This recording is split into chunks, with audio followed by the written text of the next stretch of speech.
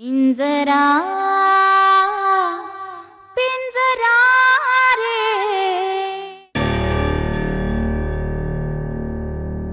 हो नाही, मी तुम्हाला म्हटलं होतं तसंच. मी निघेन उद्या सकाळी. हो, दुपारपर्यंत पोहोचेन, काहीच हरकत नाही काय लागलं तर तुम्ही मला कॉल करा ना. हो नक्की. यस, ठेवतो फोन. चिरंजीव,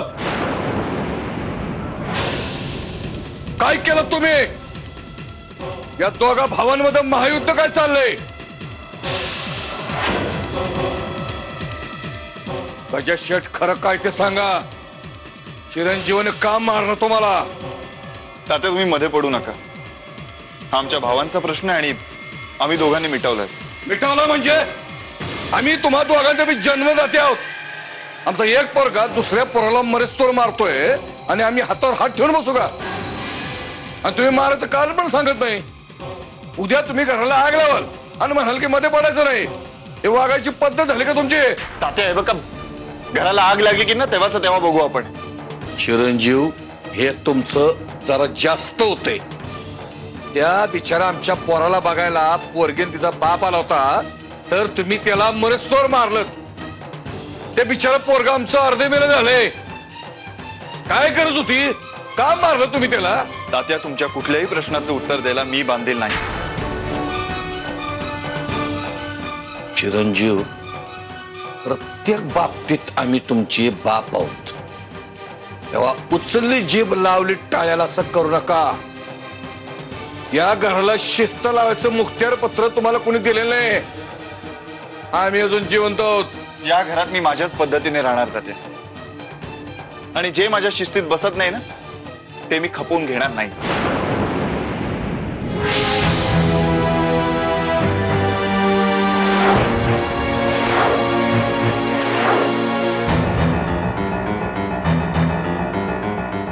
चिरंजीव, तात्या, मला तुमच्याशी काही बोलायचं नाहीये तात्या. तुमच्या जिभेला जरा आवर घाला. गजी शेठ, उद्या जर तुम्हाला गावात कोणी काय बोललं, काही धमकी दिली तर मला सांगा. कोणाचा कसा बंदोबस्त करायचा ते मी बघतो.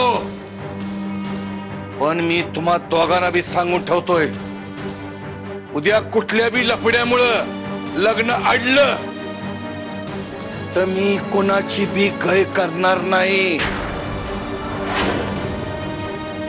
लक्षात ठेवा, माझ्यातला सैतान जागा करू नका.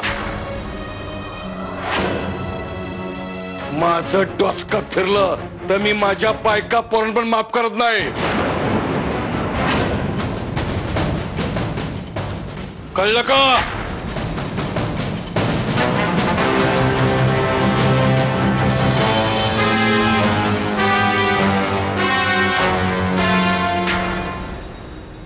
चंचला, चहा. थँक्यू.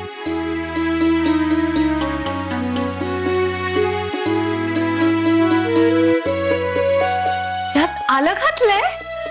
वा, तुम्हाला कसं माहित? अगं, तू लहान असताना वडिलांबरोबर वाड्यावर यायचीस ना, त्यावेळेला जर चहात आलं नसेल तर केवढी रागवायचीस, रुसायचीस, सगळं लक्षात आहे माझ्या. बापरे, अजूनही आठवतंय तुम्हाला? कसं विसरेन मी? तेव्हा सुद्धा खूप लाडाची होतीस तू माझ्या. खरंच काकू, तुम्ही ना खूप चांगले आहात. अगं,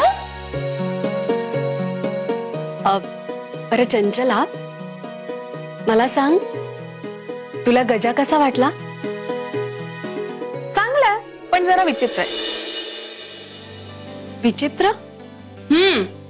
म्हणजे तो ना मान खाली घालून बसला होता, त्याच्या डोक्यावर बंदूक धरल्यासारखं. अजिबात माझ्याशी बोलला नाही, माझ्याकडे एकदाही बघितला नाही. त्याला लग्न करायचंय की नाही हेच कळलं नाही मला. काकू, मला ना जरा वेगळीच शंका येते त्याच्याबद्दल. शंका? कसली? तो पुरुष असेल ना? अगं चंचला, अगं तुला जसं वाटतंय ना तसं अजिबात काही नाहीये. अगं, गजा खूप चांगला मुलगा आहे, खूप बडबड्या पण आहे. मला काय वाटतं माहितीये का, कदाचित त्या दिवशी त्याला बरं नसेल किंवा कुठल्या तरी टेन्शन मध्ये असेल म्हणून तो तुझ्याशी बोलला नसेल. हा, असू शकतं. पण तो दिसायला खूप छान आहे.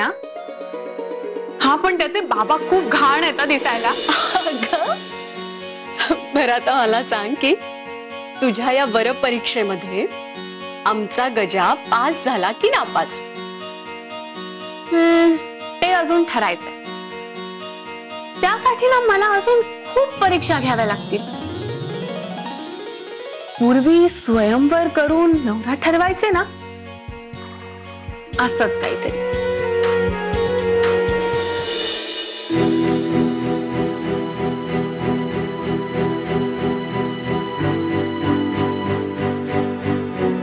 आनंदी, काय झालंय? घाबरलीस का एवढी? मी पुण्याला चाललोय म्हणून घाबरलीस का? नाही नाही, ते मला तात्यांची भीती वाटते वीर. काल कधी नव्हे तर त्यांचं एवढं भयानक रूप पाहायला मिळालं. ते भाऊजींच्या लग्नाबद्दल एवढे आग्रही आहेत की ते कुणाचीच गाय करणार नाही असं म्हणाले. आनंदी, तुला आत्ता कुठे तात्यांची ओळख पटायला लागली? अधूनमधून तात्या फक्त चांगले वागत असतात, पण तेही खरं नसतं. पण तू काळजी करू नकोस, ते काही खाणार नाहीयेत तुम्हाला. आणि हे बघ, कधीही माझी मदत लागली ना तर मला फोन कर. मी अधूनमधून फोन करत राहीनच. पण हे बघ, काही इमर्जन्सी आली तर मला कॉल करायचा.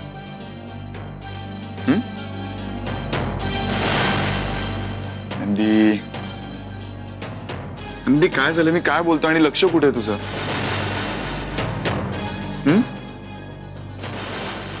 दादा,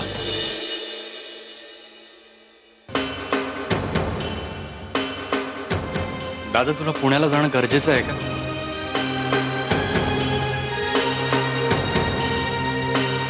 गजा,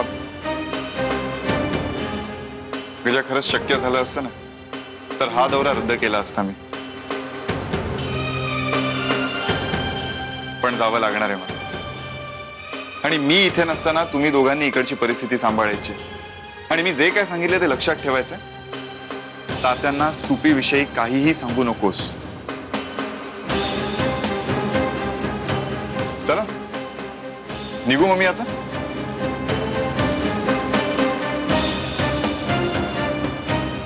हे बघ गजा, गजा, काळजी करू नकोस. तुझा दादा आहे तुझ्या बरोबर. आणि तसंही तुझं लग्न ठरलं नाही अजून. होकार यायचा आहे त्यांच्याकडून. आणि तोपर्यंत तरी तात्या काही करणार नाही. सो डोंट वरी.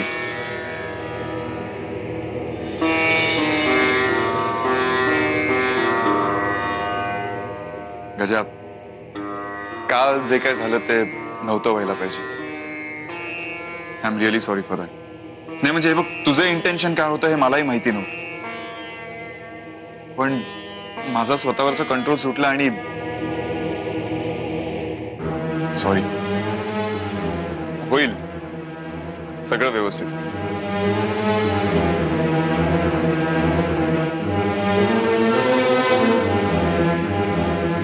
कधीपर्यंत होणार आहे काम? आनंदी, आत्ताच काही सांगू शकत नाहीये ना. मी तिकडे गेलो ना की मला अंदाज येईल तसं लगेच सांगेन मी तुला. आणि काम संपलं की लवकरात लवकर परत येईन. माझ्यापासून लपून मदत केलीस ना गजाला?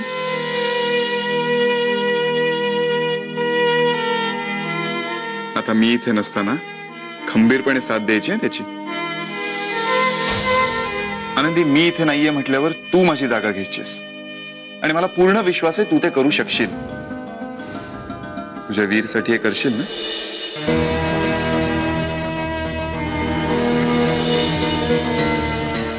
चल निघतो मी.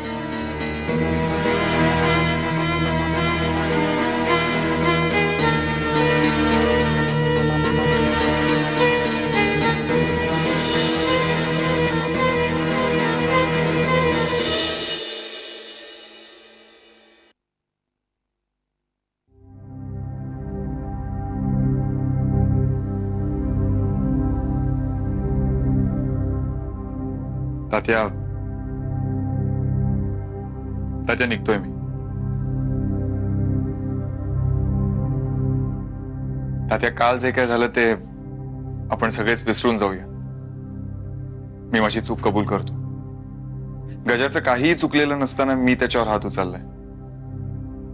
तुमच्याशी भांडलो, खरंच माझं डोकं फिरलं होतं. I am sorry. हे बघा चिरंजीव, उशिरा सुस्त त्याला शहाणपण म्हणायलाच पाहिजे असा काही नियम नाहीये. अजून तुम्ही गजाला का मारलं ते सांगत नाही आहात. इतस्त घोडं पेन खातंय. तात्या मी सगळं विसरून जायला सांगतो आणि तुम्ही तेच धरून बसलाय. जाऊ दे ना तात्या, सोडून द्या आता ते सगळं. मी म्हटलं ना माझी चूक कबूल करतोय मी. हे बघा तात्या, मी तुमच्यावर रागवलो नाहीये. तुम्ही मनात राग ठेवू नका. झालं गेलं, गंगेला मिळालं, विसरून जा सगळं. चला येतो.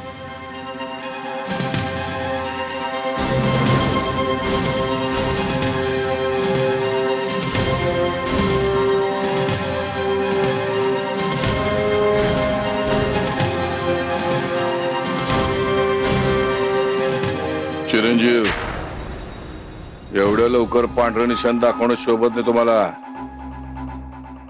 तुम्हाला जास्त अक्कल असं वाटत असलं तर तुमच्यापेक्षा 4 पावसाळे जास्त पाहिले तर मी एवढं लक्षात ठेवा. तुमचा बाप आहे मी हे तुम्ही विसरलात. मारी काल एवढा राडा झाला तरी आज घडी आमच्याशी एकदम सलगी झालंय. नक्की कुठंतरी पाणी मुरतंय.